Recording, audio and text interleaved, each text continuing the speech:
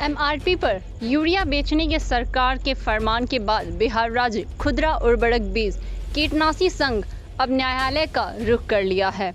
संघ के अधिवक्ता अरुण कुमार मंडल ने आज पूर्णिया शहर के गुलाबबाग में एक प्रेस कॉन्फ्रेंस आयोजित कर बताया कि खुदरा दुकानदार 240 से 250 में यूरिया खरीदते ही हैं, फिर जीएसटी लगाकर 266 रुपये के आसपास आ जाता है। इसके अलावा विक्रेताओं का वाहन भाड़ा और मजदूर के रूप में 20 से 40 रुपया तक खर्च होता है, जो कि 285 से 300 तक आ जाता है।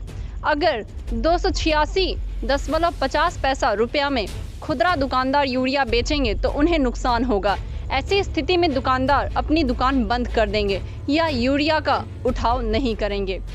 उन्होंने आगे बताया कि सरकार का यह निर्देश अव्यवहारिक को बढ़ावा देने वाला है, क्योंकि एमआरपी से ज़्यादा खर्च होने पर दुकानदार स्वाभाविक रूप से अपना फायदा लेकर ही माल बेचेंगे। उन्होंने कहा कि सरकार या दुकानदारों को पहुंचाकर यूरिया दे या फिर फर्टिलाइजर कंट्रोल ऑर्डर 1985 में बदलाव करे। उन्होंने कहा कि अधिकारी को भी पता है एमआरपी पर खाद नहीं बिक सकता है, फिर भी उनसे शपथ पत्र लिया जा रहा है, उन्हें बलि का बकरा बनाया जा रहा है। इन्हीं सब मुद्दे को लेकर माननीय उच्च न्यायालय में एक जनहित याचिका दायर किया जा रहा है, जिसमें बिहार सरकार से लेकर भारत सरकार को भी पार्टी बनाया जाएगा, क्योंकि यह सिर्फ पूर्णिया का नहीं बल्कि पूरे बिहार का मुद्दा है। उन्होंने कहा कि अभी खरीफ का सीजन है, ऐसे में किसानों को यूरिया की सख्त आवश्यकता है, मगर सरकार किसान की समस्याओं को ना देखकर सिर्फ अपना निर्देश पालन कराने में लगी है। मंडल अधिवक्ता पटना उच्च न्यायालय, बिहार राज्य खुदरा उर्वरक बीज कीटनाशक विक्रेता संघ गुलाबबाग पूर्णिया की ओर से कुछ फैक्ट्स रखना चाहता हूं, जो कृषि निदेशालय बिहार पटना के आदेशानुसार दिनांक 18 जून 2021 को जो पारित किया गया है, जिसमें रिटेलर को यह कहा गया है मूल रूप से कि जो फर्टिलाइज़र का जो एमआरपी प्राइस है 266 रुपया 50 पैसा, उस पर ही बेचना है, उस पर ही आपको ये देना है किसानों को।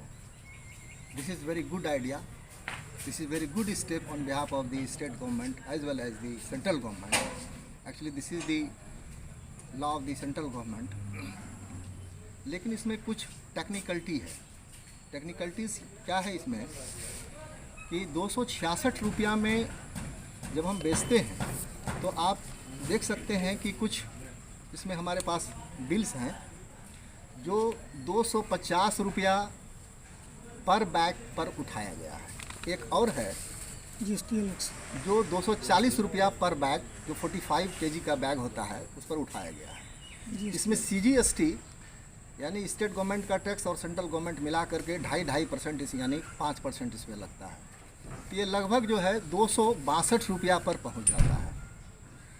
262 पे पहुंचता है और आपको कितना में बेचना है? 266 रुपया 50 पैसा में बेचना है। तो बचा कितना इसके रिटेलर के पास? तो बचा इसके पास 4 रुपया। तो 4 रुपया में कहीं भी आपको लोडिंग एंड अनलोडिंग का चार्ज नहीं है, उससे ज़्यादा लगभग 5 रुपया है, लोकल में 5 रुपया। तो ये 267 पार कर गया। तो 267 जैसे 266 रुपया 50 पैसा को जैसे ही पार किया, then you have committed offence और you will be punished, you will be liable to be punished. और जो भी उसका सज़ा है इसी एक्ट के तहत वो आपको दिया जाएगा, क्योंकि आपसे पहले ही अंडरटेकिंग ले लिया गया है सरकार के द्वारा, प्राधिकारी के द्वारा, कि आपको 266 रुपया 50 पैसा में बेचना है। सपोज करिएगा अगर लोकल में आप बेच रहे हैं तो आपको एक बोरी पर 4 रुपया का बचत होता है, इसमें 5 रुपया का जो है लोडिंग अनलोडिंग लगता है, 267 पे चला गया। और मान लीजिए कि यहाँ से अगर 30 और 40 किलोमीटर दूर में अगर कोई रिटेलर ले जा करके बेचता है तो पर बैग जो है वो लगभग 25-30 रुपया जो है उसको खर्च हो जाएगा एक बोरे पर। तो वो लगभग 270-80 रुपये तक पहुँच जाता है।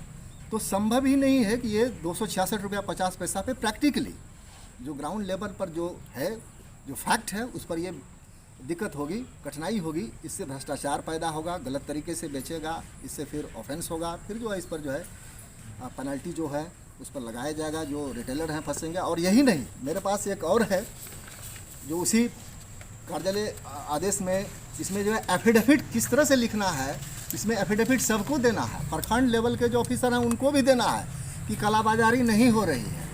रिटेलर को भी देना है कि मैंने जो किसान को बेचा वो 266 रुपये 50 पैसे भी ही बेचा। और जो डिस्ट्रिक्ट एग्रीकल्चर ऑफिसर है उनको भी ये देखना है कि सही तरीके से बेचा जा रहा है, और अगर नहीं बेचा जा रहा है तो उसको रेड करना है और उसको जो है फिर दुकान को सील करना है। तो मेरा यहाँ ये कहना है कि यहाँ इसमें फ्लेक्सिबिलिटी होनी चाहिए कि जो दूर के हैं, जो रिटेलर दूर के हैं, दूर में ले जाके बेचते हैं, उनको जो ये भाड़ा का जो अंतर है इस पर जो वो बोझ पड़ेगा, इसको सरकार को देखने की ज़रूरत है। और इसी बिंदु पर हम लोग जो है देख रहे हैं कि क्या इसमें लीगल इश्यूज है, क्या हम लोग इसमें कर सकते हैं, और हम लोग इसको कोर्ट ले जाने की तैयारी कर रहे हैं। यह जो है अव्यावहारिक है और इसमें सरकार को ध्यान देने की ज़रूरत है, ताकि ना रिटेलर को प्रॉब्लम हो, ना ही किसानों को प्रॉब्लम हो, और ना ही प्राधिकारियों को प्रॉब्लम हो। यह सबके लिए हम एक विचार कर रहे हैं हम लोग मिल करके कि इसको जो है कानूनी रूप से हाईकोर्ट के सामने रखेंगे और सरकार से फिर हाईकोर्ट जैसा होगी वैसा करेंगे। तो कब तक हाईकोर्ट जाने का अभी हमको तो लगभग 10 दिन रिसर्च करने में लग जाएगा। इसमें सारे लॉज, सारे उसमें टेक्निकलिटीज़, सारी डिफ़िकल्टीज़ को हम लोग को सॉर्ट आउट देख लेना है, रिसर्च करके कहाँ कहाँ क्या क्या है, क्या प्रोविज़न है। तो ऑलमोस्ट 10 to 15 डेज़ में कोशिश करेंगे कि हम लोग हाई कोर्ट तक जाएं। इसमें क्योंकि इसमें यूनियन ऑफ इंडिया जो है, गवर्नमेंट ऑफ इंडिया भी पार्टी बनेगी, क्योंकि ये तो वहाँ का कानून है, ये सब्सिडी वहाँ से आती है, इसमें स्टेट गवर्नमेंट का कोई दायित्व नहीं है। स्टेट गवर्नमेंट सिर्फ जो है फैसिलिटेट करती है। तो ये जितने भी सब्सिडी है वो सेंट्रल गवर्नमेंट की तरफ से होता है, तो इसलिए वो भी एक पार्टी है, नेसेसरी पार्टी है, इसको भी बनाएंगे। और इसमें स्टेट गवर्नमेंट की तरफ से जो फैसिलिटेटर की जो है भूमिका निभाई जाती है, इसलिए ये भी लायबल है कि इनको भी ये देखने की ज़रूरत है, कंसीडर करने की ज़रूरत है, इसलिए इनको भी पार्टी बनाएंगे। और उम्मीद करते हैं 10 से 15 दिन में एक इस तरह का मुकदमा किया जाए। ऐसे ही खबरों के लिए करें से 24 लाइव को सब्सक्राइब, साथ ही साथ दिए गए बेल आइकन को भी दबाएं। Thank you.